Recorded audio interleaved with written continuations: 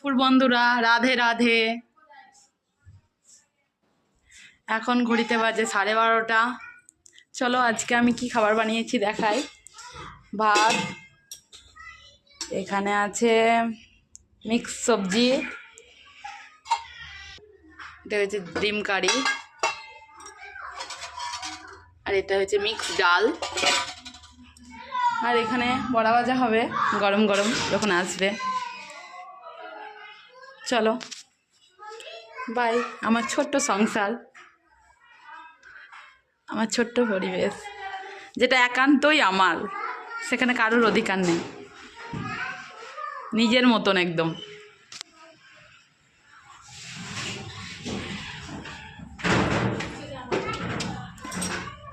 আরাধ্যা চলো খাবার খাবো, খানা খাবো, চলো।